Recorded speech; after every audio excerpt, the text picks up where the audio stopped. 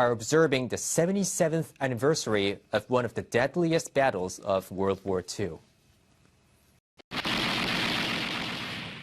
More than 200,000 people lost their lives, including roughly one-fourth of the island's residents.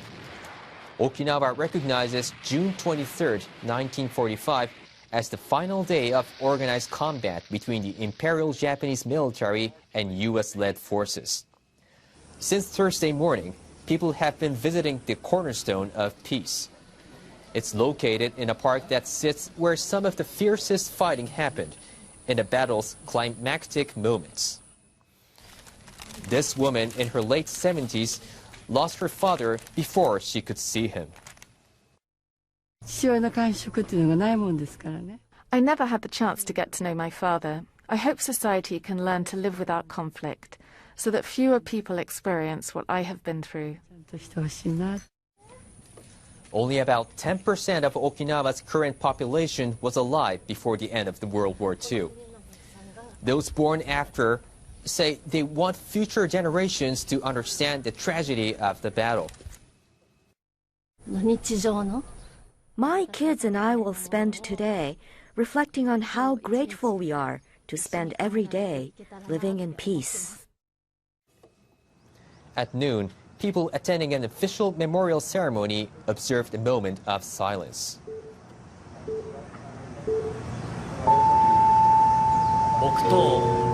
Attendance at the ceremony was scaled back due to concerns over COVID-19. Prime Minister Kishida Fumio and other officials were among the 300 people who took part. Speaking there, Okinawa's Governor Tamaki Deni drew comparisons to what innocent civilians are enduring today in Ukraine following Russia's invasion.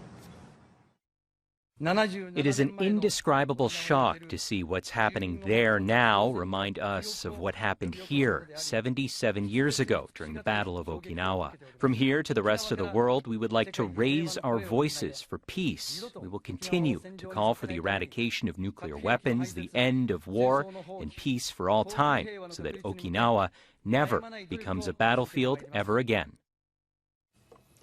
Tamaki also addressed the enduring presence of American armed forces in the prefecture. This year marks the 50th anniversary of Okinawa's return to Japan from post-war U.S. rule. But about 70% of U.S. military facilities in the country are still concentrated in the prefecture. The governor has repeatedly called on Japan's central government to reduce that burden as soon as possible.